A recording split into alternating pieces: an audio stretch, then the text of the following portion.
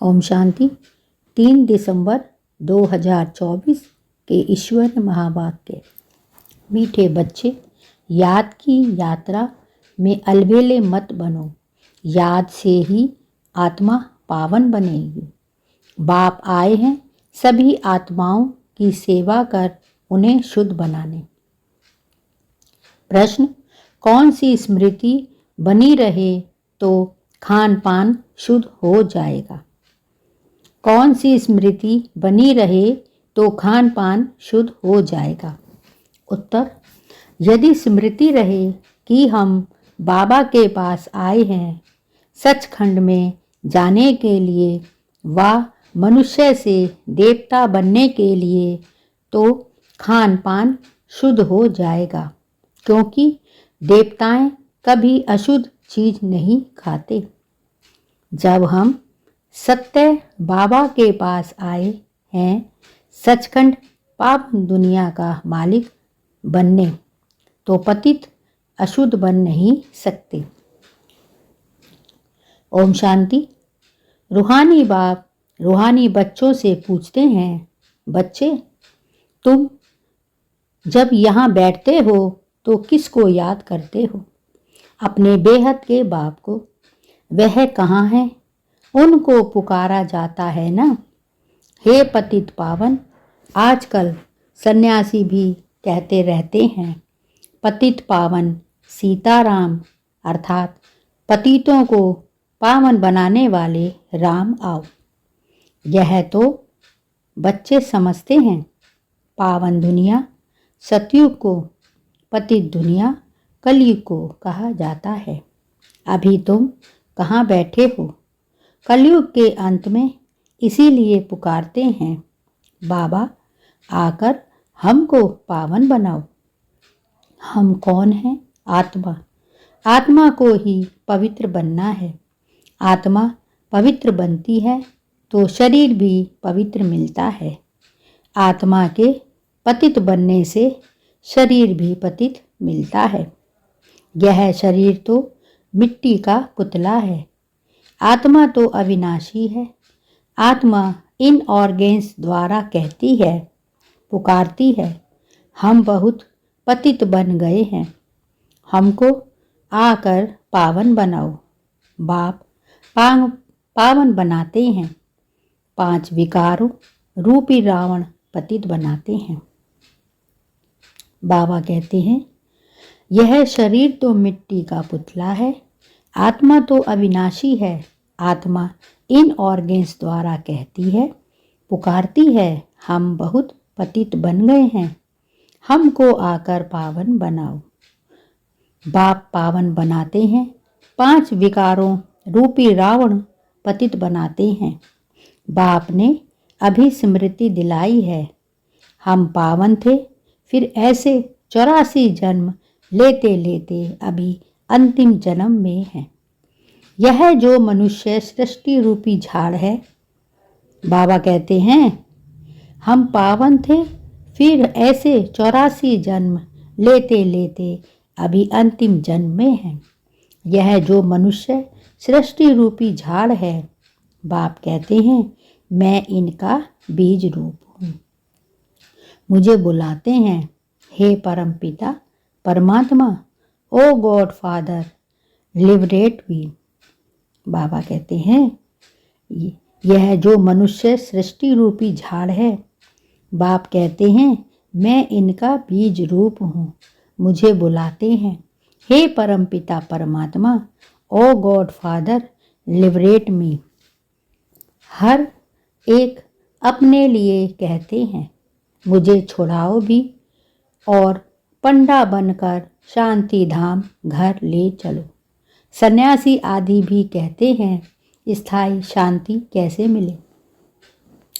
अब शांति धाम तो है घर, जहाँ से आत्माएं पाठ बजाने आती हैं।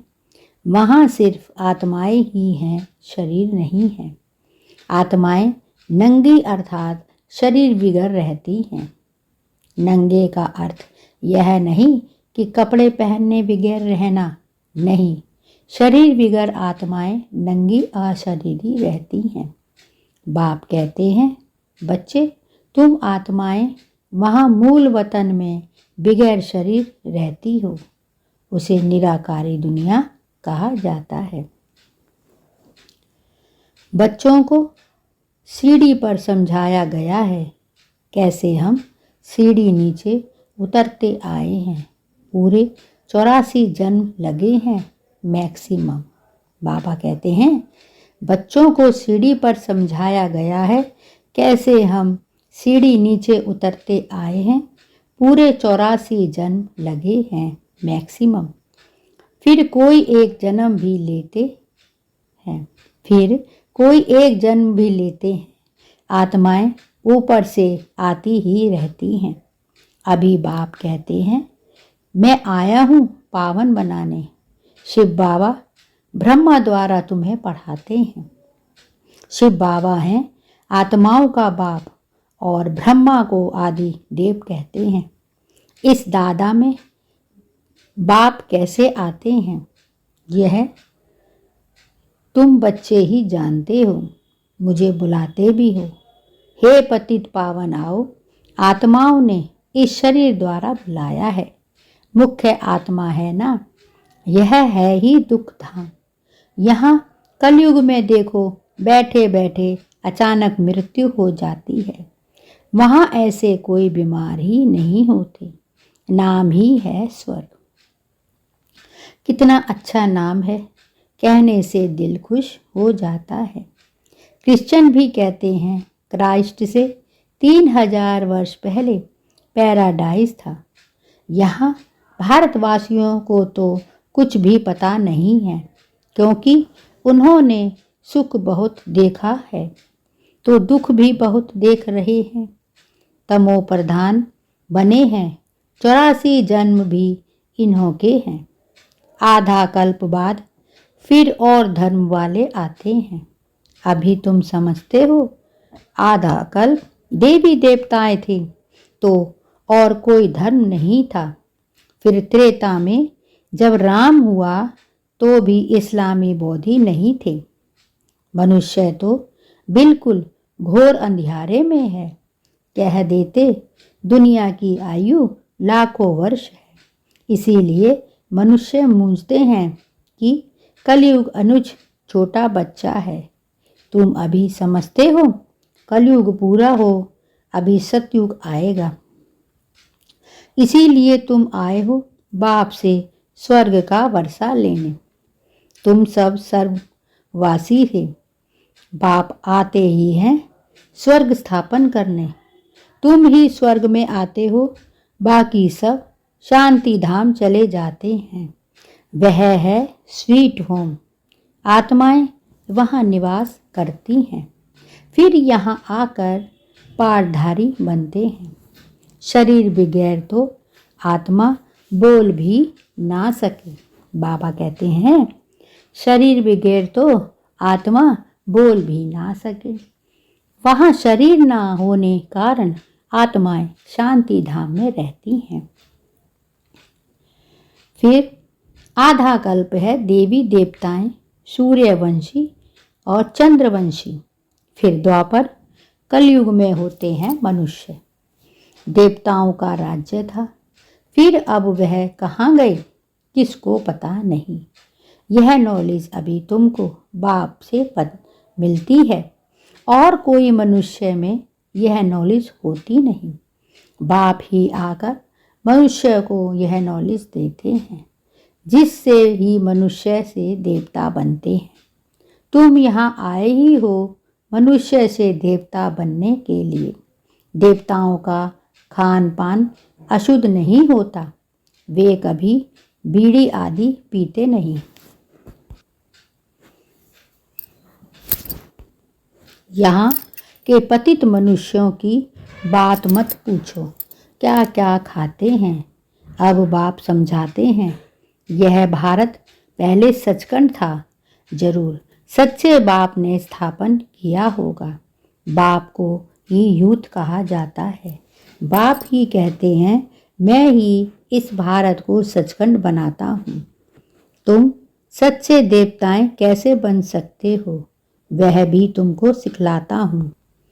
कितने बच्चे यहाँ आते हैं, इसीलिए यह मकान आदि बनवाने पड़ते हैं। अंत तक भी बनते रहेंगे, बहुत बनेंगे। मकान खरीद भी करते हैं। शिव बाबा ब्रह्मा द्वारा कार्य करते हैं। ब्रह्मा हो गया सांवरा, क्योंकि यह बहुत जन्मों के अंत का जन्म है ना। यह फिर गोरा बनेगा। कृष्ण का भी चित्र गोरा और सांवरा है ना। बाबा कहते हैं कृष्ण का भी शरीर गोरा और सांवरा है ना। म्यूजियम में बड़े बड़े अच्छे चित्र हैं, जिस पर तुम किसको अच्छी रीति समझा सकते हो। यहाँ बाबा म्यूजियम नहीं बनवाते हैं। इनको कहा जाता है टावर ऑफ साइलेंस। तुम जानते हो, हम शांति धाम अपने घर जाते हैं। बाबा कहते हैं तुम किसको अच्छी रीति समझा सकते हो। यहाँ बाबा म्यूजियम नहीं बनवाते हैं। इनको कहा जाता है टावर ऑफ साइलेंस। तुम जानते हो, हम शांति धाम अपने घर जाते हैं। हम वहाँ के रहने वाले हैं। फिर यहाँ आकर शरीर ले पाठ बजाते हैं। बच्चों को पहले पहले यह निश्चय होना चाहिए कि यह कोई साधु संत नहीं पढ़ाते हैं। बाबा कहते हैं हम वहाँ के रहने वाले हैं। फिर यहाँ आकर शरीर ले पाठ बजाते हैं। बच्चों को पहले पहले यह निश्चय होना चाहिए कि यह कोई साधु संत नहीं पढ़ाते हैं। यह दादा तो सिंध का रहने वाला है। यह दादा तो सिंध का रहने वाला है, परंतु इसमें जो प्रवेश कर बोलते हैं वह है ज्ञान का सागर। बाबा कहते हैं इसमें जो प्रवेश कर बोलते हैं वह है ज्ञान का सागर, परमात्मा शिव। उनको कोई जानते ही नहीं। कहते भी हैं गॉड फादर, परंतु कह देते उनका नाम रूप है ही नहीं। वह निराकार है, उनका कोई आकार नहीं है। फिर कह देते हैं वह सर्वव्यापी है। अरे परमात्मा कहाँ है? कहेंगे वह सर्वव्यापी है, सबके अंदर है। अरे हर एक के अंदर आत्मा बैठी है। सब भाई भाई है ना। फिर घट घट में परमात्मा कहाँ से आया? ऐसे नहीं कहेंगे। परमात्मा भी है और आत्मा भी है। परमात्मा बाप को बुलाते हैं, बाबा आकर हम पतितों को पावन बनाओ। मुझे तुम बुलाते हो यह धंधा, यह सेवा करने के लिए। हम सभी को आकर शुद्ध बनाओ। ऐसे नहीं कहेंगे परमात्मा भी है। अरे परमात्मा कहाँ कहें? परमात्मा कहाँ से आया है? ऐसे नहीं कहेंगे परमात्मा भी है, सबके अंदर है। अरे हर एक के अंदर आत्मा बैठी है। सब भाई भाई हैं ना। फिर घट घट में परमात्मा कहाँ से आया? ऐसे नहीं कहेंगे। परमात्मा भी है और आत्मा भी है। परमात्मा बाप को बुलाते हैं, बाबा आकर हम पतितों को पावन बनाओ। मुझे तुम बुलाते हो यह धंधा, यह सेवा करने के लिए। हम सभी को आकर शुद्ध बनाओ। पतित दुनिया में हमको निमंत्रण देते हो। कहते हो बाबा हम पतित हैं। बाप तो पावन दुनिया देखते ही नहीं। पतित दुनिया में ही तुम्हारी सेवा करने के लिए आए हैं। अब यह रावण राज्य विनाश हो जाएगा। बाकी तुम जो राजयोग सीखते हो वह जाकर राजाओं का राजा बनते हो। तुमको अनगिनत बार पढ़ाया है। फिर 5000 वर्ष बाद तुमको ही पढ़ाएंगे। सतयुग त्रेता की राजधानी अब स्थापन हो रही है। पहले है ब्राह्मण कुल। प्रजापिता ब्रह्म गाया जाता है ना, जिसको एडम आदि देव कहते हैं। यह कोई को पता नहीं है। बहुत हैं जो यहाँ आकर सुनकर फिर माया के वश हो जाते हैं। पुण्य आत्मा बनते बनते पाप आत्मा बन पड़े हैं। माया बड़ी जबरदस्त है, सबको पाप आत्मा बना देती है। यहाँ कोई भी पवित्र आत्मा पुण्य आत्मा है नहीं। पवित्र आत्माएं देवी देवता ही थे। जब सभी पतित बन जाते हैं तब बाप को बुलाते हैं। अभी यह है रावण राज्य, पतित दुनिया। इनको कहा जाता है कांटों का जंगल। सतयुग को कहा जाता है garden of flowers. Mughal garden में कितने फर्स्ट क्लास अच्छे अच्छे फूल होते हैं। अक के भी फूल मिलेंगे, परंतु इसका अर्थ कोई भी नहीं समझते हैं। शिव के ऊपर अक क्यों चढ़ाते हैं, यह भी बाप बैठ समझाते हैं। मैं जब पढ़ाता हूँ तो उनमें कोई फर्स्ट क्लास मोतियाँ, कोई रत्न जोत, कोई फिर अक के भी हैं। नंबरवार तो है ना, तो इसको कहा ही जाता है दुख धाम, मृत्यु लोक। सतयुग है अमर लोक। यह बातें कोई शास्त्रों में नहीं है। शास्त्र तो इस दादा ने पढ़े हैं। बाप तो शास्त्र नहीं पढ़ाएंगे। बाप तो खुद सदगति दाता हैं। करके गीता को रेफर करते हैं। सर्वशास्त्र में शिरोमणि गीता भगवान ने गाई है, परंतु भगवान किसको कहा जाता है यह भारतवासियों को पता नहीं। बाप कहते हैं मैं निष्काम सेवा करता हूँ, तुमको विश्व का मालिक बनाता हूँ। मैं नहीं बनता हूँ। स्वर्ग में तुम मुझे याद नहीं करते हो। दुख धाम में स्मरण सब करें, सुख में करे ना कोई। इनको दुख और सुख का खेल कहा जाता है। स्वर्ग में और कोई दूसरा धर्म होता ही नहीं, वह सभी आते ही हैं बाद में।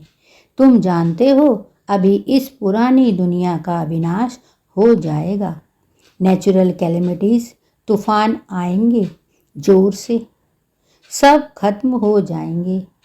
तो बाप अभी आकर बेसमझदार को से समझदार बनाते हैं। बाप ने कितना धन माल दिया था, सब कहाँ गया। अभी कितने इंसॉल्वेंट बन गए हैं। भारत जो सोने की चिड़िया था अब क्या बन पड़ा है। बाबा कहते हैं तुम जानते हो अभी इस पुरानी दुनिया का विनाश हो जाएगा। नेचुरल कैलेमिटीज, तूफान आएंगे जोर से, सब खत्म हो जाएंगे। तो बाप अभी आकर बेसमझदार से समझदार बनाते हैं। बाप ने कितना धन माल दिया था, सब कहाँ गया। अभी कितने इंसॉल्वेंट बन गए। भारत जो सोने की चिड़िया था वह अब क्या बन पड़ा है। अब फिर पतित पावन बाप आए हुए हैं, राजयोग सिखला रहे हैं। भारत जो सोने की चिड़िया था अब क्या बन पड़ा है। अब फिर पतित पावन बाप आए हैं, राजयोग सिखला रहे हैं। वह है हठ योग, यह है राजयोग।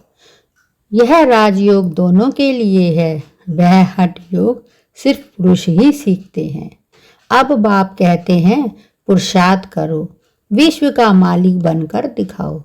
अब इस पुरानी दुनिया का विनाश तो होना ही है, बाकी थोड़ा समय है। यह लड़ाई अंतिम लड़ाई है। यह लड़ाई शुरू होगी तो रुक नहीं सकती। बाबा कहते हैं वह है हठ योग, यह है राजयोग। यह राजयोग दोनों के लिए है। हठ योग सिर्फ पुरुष ही सीखते हैं। अब बाप कहते हैं पुरुषार्थ करो, विश्व का मालिक बनकर दिखाओ।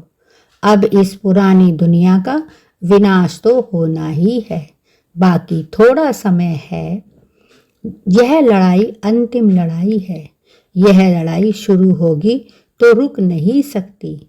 यह लड़ाई शुरू ही तब होगी जब कर्मातीत अवस्था को पाएंगे और स्वर्ग में जाने के लायक बन जाएंगे।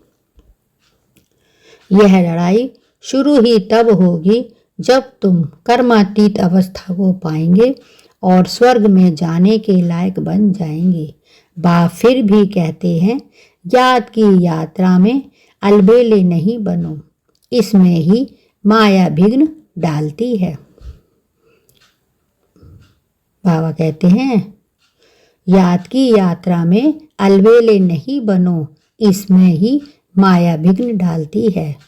अच्छा, मीठे मीठे सिकी लदे बच्चों प्रीत, माता पिता बाप दादा का याद प्यार और गुड मॉर्निंग। रूहानी बाप की रूहानी बच्चों को नमस्ते और हम सब रूहानी बच्चों की रूहानी माता पिता बाप दादा को याद प्यार, गुड मॉर्निंग और नमस्ते। धारणा के लिए मुख्य सार। 1. बाप द्वारा अच्छी रीति पढ़कर फर्स्ट क्लास फूल बनना है। कांटों के इस जंगल को फूलों का बगीचा बनाने में बाप को पूरी मदद करनी है। बाप द्वारा अच्छी रीति पढ़कर फर्स्ट क्लास फूल बनना है। कांटों के इस जंगल को फूलों का बगीचा बनाने में बाप को पूरी मदद करनी है। 2. कर्मातीत अवस्था को प्राप्त करने व स्वर्ग में उच्च पद का अधिकार प्राप्त करने के लिए याद की यात्रा में तत्पर रहना, अलबेला नहीं बनना है। कर्मातीत अवस्था को प्राप्त करने व स्वर्ग में उच्च पद का अधिकार प्राप्त करने के लिए याद की यात्रा में तत्पर रहना है, अलबेला नहीं बनना है। वरदान। अपने मस्तक पर सदा बाप की दुआओं का हाथ अनुभव करने वाले मास्टर विघ्न विनाशक भव। अपने मस्तक पर सदा बाप की दुआओं का हाथ अनुभव करने वाले मास्टर विघ्न विनाशक भव। गणेश को विघ्न विनाशक कहते हैं। विघ्न विनाशक वही बनते हैं जिनमें सर्व शक्तियाँ हैं। बाबा कहते हैं, गणेश को विघ्न विनाशक कहते हैं। विघ्न विनाशक वही बनते जिनमें सर्व शक्तियाँ हैं। सर्व शक्तियों का समय प्रमाण कार्य में लगाओ तो विघ्न ठहर नहीं सकते। सर्व शक्तियों को समय प्रमाण कार्य में लगाओ तो विघ्न ठहर नहीं सकते। कितने भी रूप से माया आए, लेकिन आप नॉलेजफुल बनो। बाबा कहते हैं, जितने भी रूप से माया आए, लेकिन आप नॉलेजफुल बनो। नॉलेजफुल आत्मा कभी माया से हार खा नहीं सकती। जो नॉलेजफुल आत्मा होती है वो माया से हार खा नहीं सकती। जब मस्तक पर बाप दादा की दुआओं का हाथ है तो विजय का तिलक लगा हुआ है। जब मस्तक पर बाप दादा की दुआओं का हाथ है तो विजय का तिलक लगा हुआ है। परमात्म हाथ और साथ विघ्न विनाशक बना देता है। परमात्म हाथ और साथ विघ्न विनाशक बना देता है। गणेश को विघ्न विनाशक कहते हैं। विघ्न विनाशक वही बनते हैं जिनमें सर्व शक्तियाँ हैं। सर्व शक्तियों को समय प्रमाण कार्य में लगाओ तो विघ्न ठहर नहीं सकते। कितने भी रूप से माया आए, लेकिन आप नॉलेजफुल बनो। नॉलेजफुल आत्मा कभी माया से हार खा नहीं सकती। जब मस्तक पर बाप दादा की दुआओं का हाथ है तो विजय का तिलक लगा हुआ है। परमात्म हाथ और साथ विघ्न विनाशक बना देता है। स्लोगन: स्वयं में गुणों को धारण कर दूसरों को गुणदान करने वाले ही गुण मूर्त हैं। स्वयं में गुणों को धारण कर दूसरों को गुणदान करने वाले ही गुण मूर्त हैं। यह थे बाबा के आज के मधुर महावाक्य। शुक्रिया बाबा, शुक्रिया। ओम शांति।